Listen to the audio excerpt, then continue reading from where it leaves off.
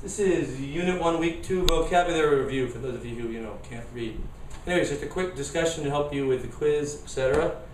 Charter is an agreement. All of the U.S. history I see Unit 1 is things that relate to setting up precedents for future trends. So these charters, Mayflower Compact, Maryland Act of Religious Tolerance, these are things that set up principles in American history of following according to written law.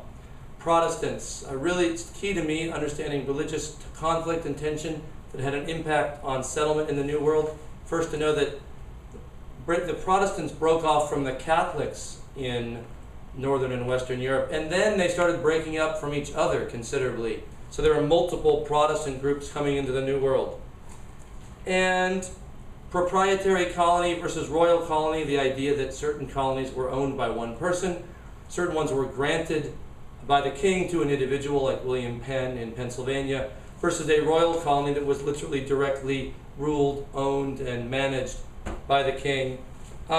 Triangular trade, it's huge. This is what made New England ports significant, but it's the flow of goods that is really establishing trade across the Atlantic.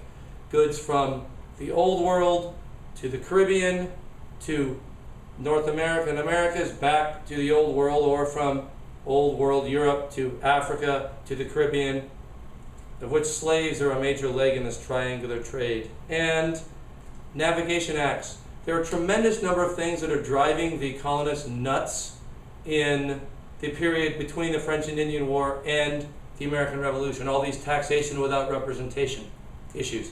There were already issues much earlier, such as with the navigation acts that from the 1600s, there were limits placed on the British colonies.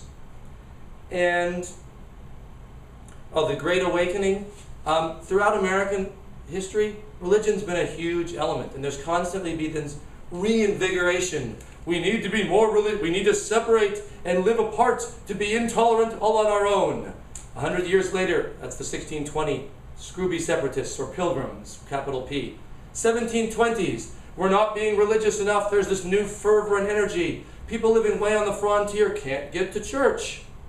We'll just bring the churches to them. So ministers are setting up camps all along throughout America to get people who come. It's literally entertainment. You go for a weekend of religious meetings, revivals, meet talks, to get us back to being religiously nut jobby again. Pardon my bias. Not that it's not a significant religion, but the constant notion of a renewal and need for new religions and a new focus on religion. So that's the Great Awakening. Even today, we have television channels with different ministers. We are a modern, wealthy, industrialized, developed nation with a deep-rooted, seated push to constantly be religious or bring ourselves back to our perspective on historic religiosity. Of course, all these religious tensions will lead to the separation of church and state idea. It shows up in Amendment 1. Jonathan Edwards, really well-known early minister who was part of this Great Awakening religious movement. He's the one that has the famous sermon, "Their foot shall slide in due time, that everyone will come over to religion and Christianity." Theocracy. New England was an early theocracy run where religion and government leadership were the same thing. Primogeniture, the notion that the eldest son got all the wealth, meant that a lot of second sons had a need to go somewhere, and that's why many of them moved to the colonies.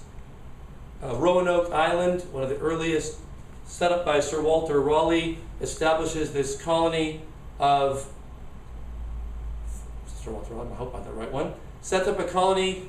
Then in the middle of that, the Spanish Armada takes place. It takes 3 years later before they come back to this little island.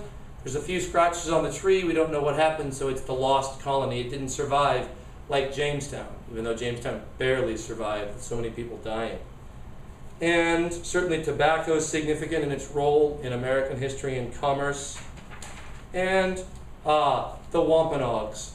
Actually, a few years back, they were officially delisted as an American Indian tribe, and several Wampanoags went up to the U.S. government and said, "Hello, we are still here. We'd like to be reinstated."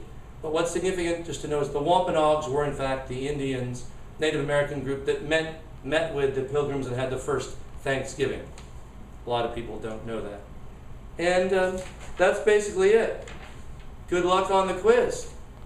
That's it from a dude in a Hawaiian shirt and House of Happy History.